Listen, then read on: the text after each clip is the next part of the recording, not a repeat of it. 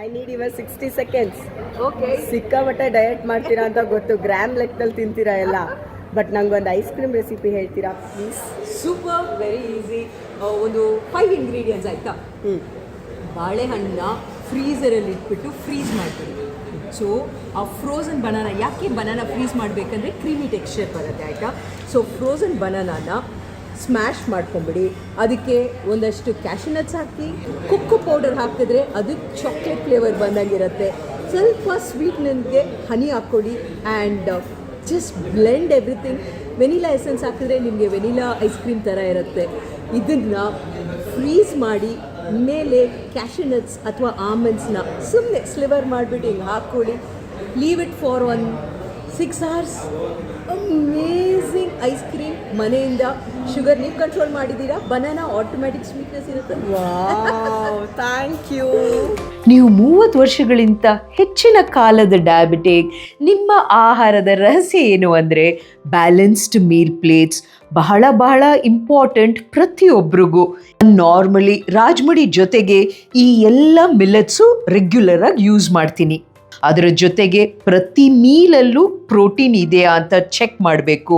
ಹಣ್ಣು ತರಕಾರಿಗಳು ನಮ್ಮ ಫ್ರೆಂಡ್ಸ್. ಸೊ ಆದಷ್ಟು ಅಟ್ಲೀಸ್ಟ್ ಅರ್ಧ ಭಾಗದ ನಮ್ಮ ತಟ್ಟೆ ಹಣ್ಣು ತರಕಾರಿಗಳಲ್ಲಿ ತುಂಬಿರಬೇಕು. ಮತ್ತು ಫ್ಯಾಟ್ಸ್ ನಮ್ಮ ದುಶ್ಮನಲ್ಲ.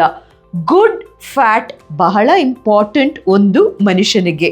ಇದೆಲ್ಲದರ ಜೊತೆಗೆ ಯಾವಾಗ ನಮ್ಮ ಗಟ್ ಹೆಲ್ತ್ ಚೆನ್ನಾಗಿರುತ್ತೋ ನಮ್ಮ ಇಡೀ ಬಾಡಿ ಚೆನ್ನಾಗಿರುತ್ತೆ. ಮೈಂಡ್ಫುಲ್ ಈಟಿಂಗ್ ಮತ್ತು ಎಷ್ಟು ಸಾಧ್ಯವೋ ಹೋಮ್ ಕುಕ್ಡ್ ಫುಡ್ ಇದ್ದಾಗ ಏನು ಇಂಗ್ರೀಡಿಯೆಂಟ್ಸ್ ಅದಕ್ಕೆ ಹೋಗ್ತಾ ಇದೆ ಸಂಪೂರ್ಣ ಕಂಟ್ರೋಲ್ ನಿಮಗಿರುತ್ತೆ.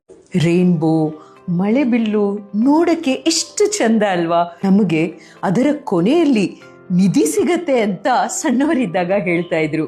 ನಿಧಿ ಸಿಗತ್ತೋ ಇಲ್ವೋ ಗೊತ್ತಿಲ್ಲ, ಆದರೆ ಆರೋಗ್ಯಕ್ಕೆ ಮಾತ್ರ ಈ ಡಿಫ್ರೆಂಟ್ ಕಲರ್ಸ್ ಇಷ್ಟು ಹೆಲ್ಪ್ ಮಾಡತ್ತಂದರೆ ವೈಟ್ ಬಿಳಿ ಬಣ್ಣ ಇಮ್ಯುನಿಟಿಗೆ, ಹಸಿರು ಗ್ರೀನ್ ಡಿಟಾಕ್ಸಿಫಿಕೇಶನ್ ಮತ್ತು ಮೆಟಬಾಲಿಸಮ್ಗೆ, ಹಳದಿ ಯೆಲ್ಲೋ ಸ್ಕಿನ್ ಆ್ಯಂಡ್ ಬೋನ್ಸ್ಗೆ ತುಂಬ ಹೆಲ್ಪ್ ಮಾಡುತ್ತೆ, ಆರೆಂಜ್ ನಮ್ಮ ಕಣ್ಣು ಮತ್ತು ದೇಹದ ಸೆಲ್ಸ್ನ ಪ್ರೊಟೆಕ್ಟ್ ಮಾಡುತ್ತೆ, ಕೆಂಪು ರೆಡ್ ಹಾರ್ಟ್ ಆ್ಯಂಡ್ ಬ್ಲಡ್ಗೆ ಸಖತ್ ಒಳ್ಳೆಯದು, ನೇರಳೆ ಪರ್ಪಲ್ ಒಂದು ಮನುಷ್ಯ ದೀರ್ಘಕಾಲ ಬದುಕಕ್ಕೆ ಬಹಳ ಹೆಲ್ಪ್ ಮಾಡುತ್ತೆ.